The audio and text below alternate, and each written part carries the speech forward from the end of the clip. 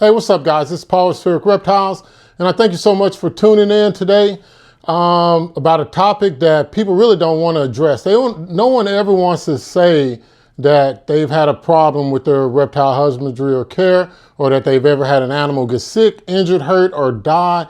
I mean, it's something that people just don't want to talk about. But inevitably, if you have animals, just like anything with people, something will happen.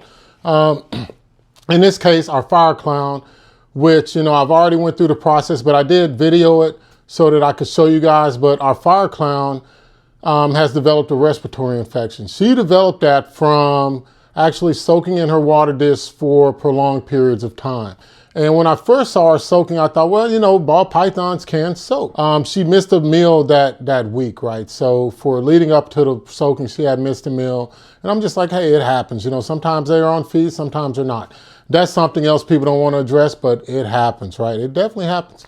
But then once I did the water change, and then I noticed later on in the week she was in there again, and I picked her up at that point. I gave her body a full body examination. Well, I didn't give her a full body. I just examined her body. And I noticed that there was a raspiness coming with her breathing. And I was able to get her mouth open. I saw that she didn't have any excess fluid dripping out, so I knew that it was a mild respiratory infection. So anytime I hear any type of breathing noise, like raspiness or wheezing from my snakes, I always assume that it's a respiratory infection. It's only happened twice over the course of the year that we've been doing this. So, it's something that's really rare. And the fact that we got 33 ball pythons, so our husbandry is pretty good. But sometimes the animals, they're individual and they just do their own thing. So if one decides they want to soak, whether to get off a shed or they just like the feel of the water, who knows what snakes think? I definitely don't know. But I wanted to just cover it. So this following part of the video, later on after I show you exactly what you need for it, for treating a mild respiratory infection, is covered. The first thing you have to start off with is a 40-quart container. It's the same one that I house my adults in for now, and it has locking lids on it. The screen's shaking because I have all this set up on the same table. And inside of that, I'll try not to shake the table, I have a 15-quart and it has holes all the way around it, as well as you'll need 2 of these 16-ounce deli cups. Of course, all of this is a locking lid, and you'll see how I use this as a sort of treatment chamber for the snakes. And so as I put this back together, because I've already sterilized this again since I did this. And another thing, remember on a previous video, I said you need to make a reptile first aid kit, and you just need to have that, guys. But I'm gonna grab one more thing just so that you can see. You gotta have these gloves, guys. These nitrile gloves come in handy, of course. So I'll just throw those back up because anytime you go to treat an animal, you want to limit exposure to yourself and to other things. So the best way to be sanitary with that is to use some sort of glove, whether it's latex or nitrile, doesn't matter, just so that you have a barrier of protection between yourself and the animal that you're treating or a person that you're treating. But remember, in the reptile kit, I had these Q-tips, I have these cotton gauzes. Let's see what else we got. I got this Vicks Vapor Rub stuff from Walmart. I don't even know if the camera's gonna zoom in on that since I have the light on. But I have some alcohol in here. I have some povidone iodine solution, as well as some wrapping in case this is more for my bearded dragon. So if he falls and he gets an abrasion on the body, I'm able to wrap it up until he can actually, this is a temporary bandage for something. As well as I have Q-tips. I don't know, Q-tip small ones. And I have a small fingernail clipper. You don't want to cut into the quick just like you wouldn't with a dog. So that's what I have. In treating this respiratory infection, guys, the best thing I can say is to be proactive. As soon as you hear it, if you got all these things already ready, it's kind of like your first aid kit for your reptiles. Of course, you need your temperature gun so that you can check the temperature inside of the cage, both the hot side and the cold side, so that you can write it down and jot out, weigh the snake, at the time that you start the treatment, before you start the treatment if you can, and then at the time frames. And for us guys, this will be discussed. I do baseline 5 days and then 5 days. And so it's 2 treatments and it's for 10 days.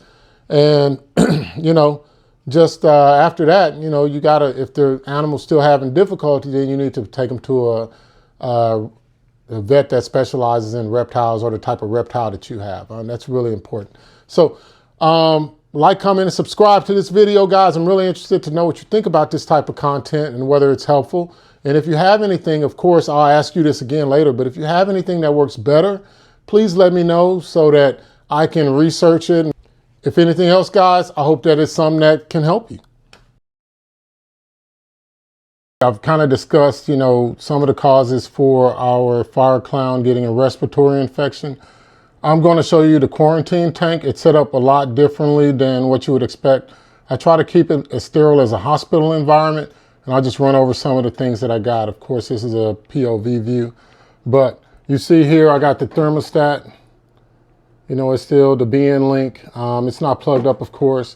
And then I have a ceramic heat emitter right here. And in the bottom side of the enclosure, I don't know if I'll be able to get it. See how I have that grate there? That is secured by the metal. I got a metal, you know, grate from Lowe's, and I screwed it in. I got a temperature probe that I need to clean off to measure the temperature, and I got it set at 90. I think that's at 80, 90, and 100 degrees so that I can see it, but I need to get that off because I had some tape on there. Secondly, I have a ceramic dish, and you can see that's the ceramic dish there. I can keep that 100% sterile. And then I have this sort of hide to go inside of here. Moving along, in our quarantine, I use vinyl sheets. And I use vinyl sheets because I can soak them in bleach and then re-soak them in water to make sure that they're completely disinfected. And I have 2 of those in there. I use chlorhexidine solution followed by hydrogen peroxide to clean the enclosure and all of the parts of this PVC enclosure and the plastic on the outside. It has a lock. That's what we got, guys. So now I'll go through the procedure for treating the respiratory infection with the Listerine and then with the gas chamber. I call it a gas chamber, but I'll explain all of the ingredients with that in the next segment. So now I'm in our kitchen, and let me explain to you something of what I got. I took the Listerine and I put it in these glass Petri dishes. You can find these at the dollar store. They're normally used to put ingredients in them. And I also have, I have 3 Q-tips, and I'm sitting them on top of a paper towel. Again, I have my gloves on. Anything else, guys, let me go ahead and pop her out of here so that you can see what she looks like. I'll just sit this inside of the sink.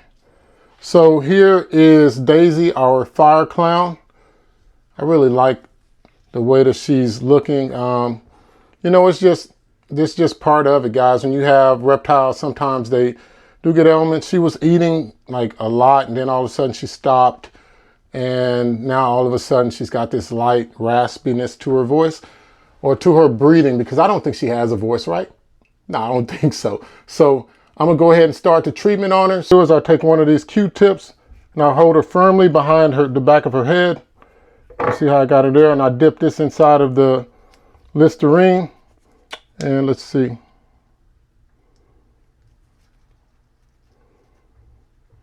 I got one side. Let me dip the other side.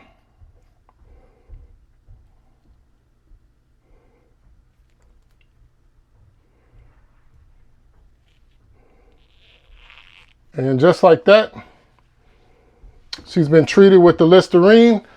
And so now for the next step. So for the next step, I put her back in her container, the 15 quart. I'll shut the lid on it. What I'll do is I'll open this up and I'll use a clean Q-tip.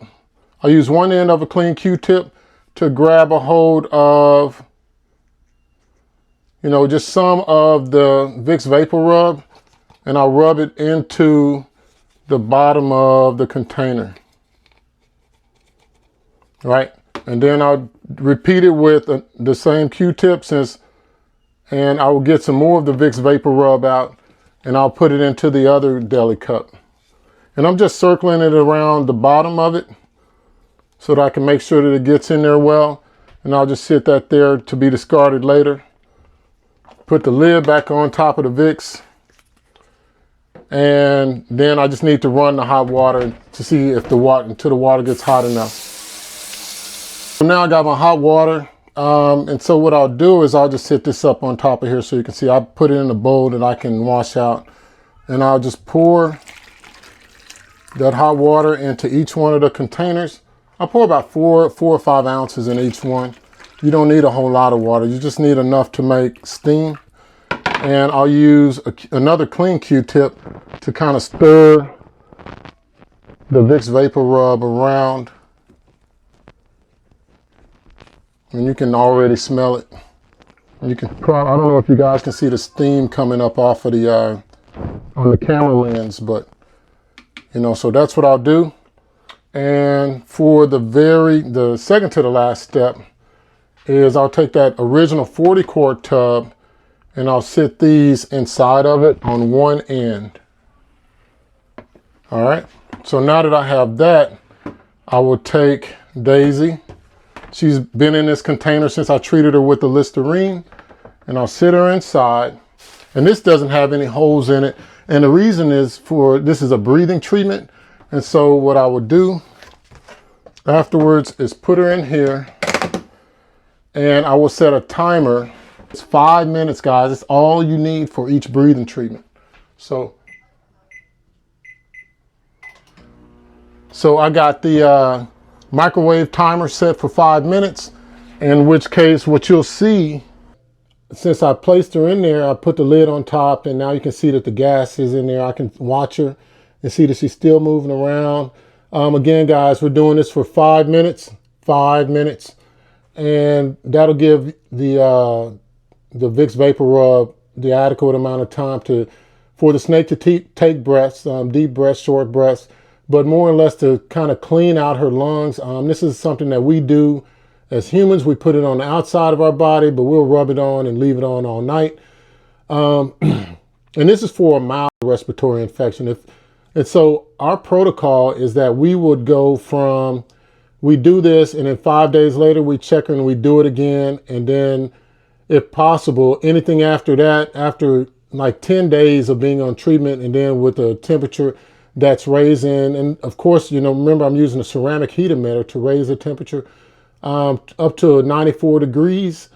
And if she's still not doing well at that point, I'm going to take her immediately to the vet. But at least this way I can check her body weight, and I can measure that, and then I can tell the vet what her body weight was the last time she pooped, the last time she shed, because we keep records of all of that stuff. So this is just something that could help you keep your snakes going. So if you see them soaking in water for prolonged times, you know, you need to check, because that's not a normal behavior.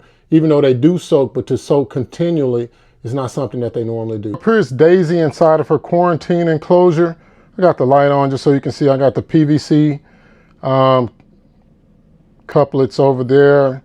I got her a hide in the back, a water dish in the back, and then she's sitting on the vinyl. So this is where she'll be for the next month. So I have this set up for her. And then, you know, so every 5 days I'll be checking on her, but I'll be checking on her every day, but actually giving her a real physical examination every 5 days. And, you know, I just hope it helps, guys. I mean, this is what I'm willing to do for my animals, is just learn as much as I can about for the what if situations. And I like to share them with you just so that if it is a best practice that I'm successful with, that it's something that you could be successful with as well. So, if nothing else, guys, I thank you for tuning in to this video. And as always, enjoy your time with your reptiles and enjoy your time with your family.